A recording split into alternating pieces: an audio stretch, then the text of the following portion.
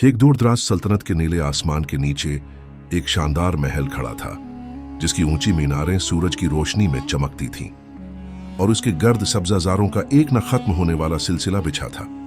महल के बागों में रंग बिरंगे फूल महकते थे और चश्मों से शफाफ पानी बहता था, जिसकी मधुर आवाज हर तरफ सुकून बिखेरती थी।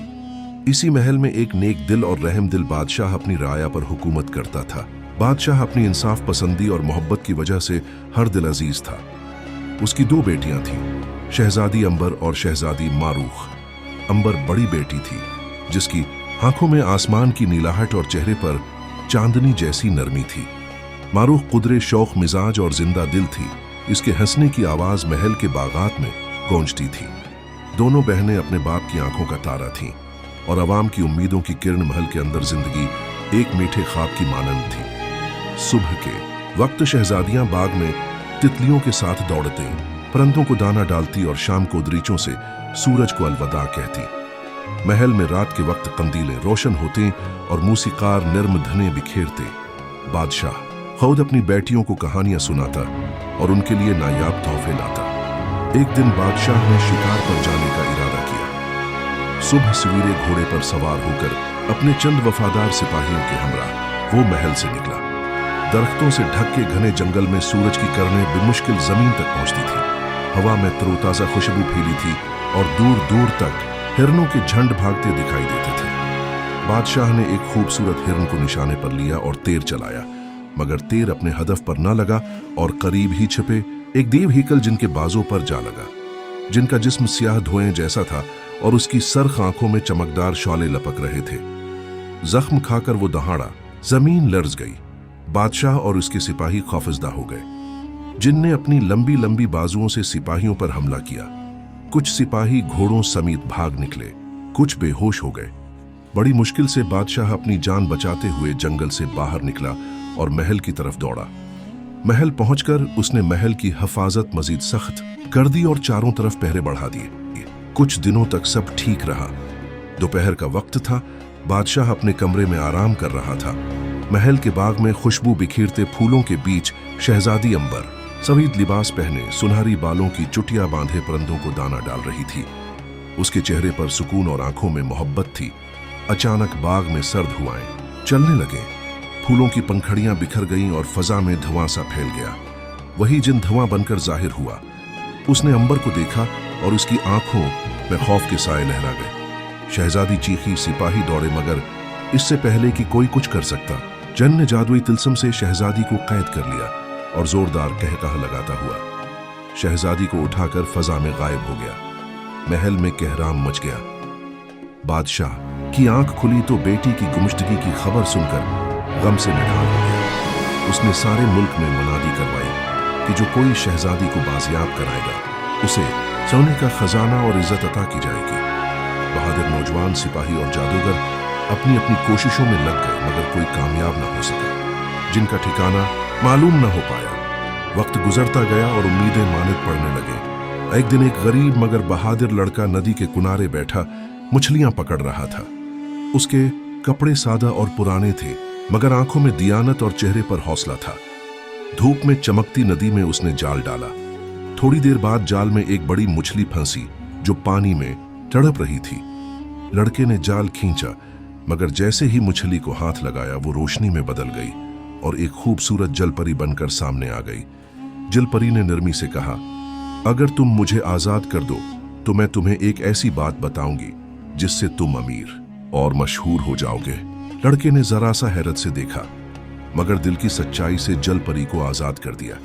जलपरी ने मुस्कुराकर बताया कि शहजादी अंबर को जिन ने कैद कर रखा है और उसका महल कोहे सुलेमान के पहाड़ों के पीछे एक खफिया वादी में है।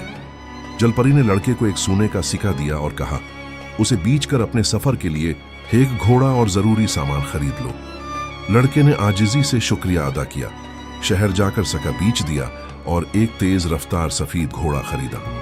उसने एक छोटा साथ हिला भी लिया जिसमें रोटी, पानी और एक खंजर रखा। सुबह की पहली किरण के साथ उसने पहाड़ों की समत सफर शुरू किया। दिन भर की तपती धूप, रातों की सनसानी, जंगलों के दरिंदे और पहाड़ियों की तंग हवाएं सब इसके रास्ते में हायल हुए, मगर लड़के का इज़्म कमजोर न पड़ा। एक शाम जब सूरज पहाड़ों के पीछे छिपने लगा तो लड़का थक कर एक दरख्त के नीचे लेट गया। ठंडी हुआ उसे नींद की वादी में ले गई। रात के सन्नाटे में अचानक एक सुनहरी रोशनी उसके चेहरे पर पड़ी। लड़के ने आंखें खोले तो देखा कि एक नहायत हुसैन परी सामने खड़ी है, जिसका लिबास सितारों से बना लगता था और चेहरा चांदनी से रोशन था। परी ने नरमी से कहा, मैं कहकुशा हूं, तुम नेक मकसद के ये निकले हो, इसलिए मेरी मदद तुम्हारा हक है। ये लो एक जादुई अंगूठी, ये तुम्हें हर कसम के जादू से बचाएगी। लड़के ने शुक्रगुजारी से अंगूठी पहन ली और दिल में हिम्मत का एक नया दिया रोशन हो गया। अगली सुबह वो फिर घोड़े पर सवार होकर वादी की तरफ रवाना हो गया। कई दिन की सख्त मुसाफत के बाद लड़का एक सुनसान और खौफनाक वादी में पहुंचा। वहां एक देवहीकल महल खड़ा था, जिसके गर्द सियाह बादलों की एक परत चक्र काट रही थी।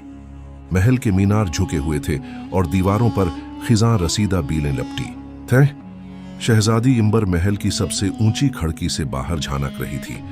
इसका चेहरा मुरझाया हुआ था और आंखों में उम्मीद की किरण मादूम होती जा रही थी।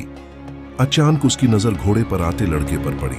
दिल में एक धड़कन सी तेज हुई।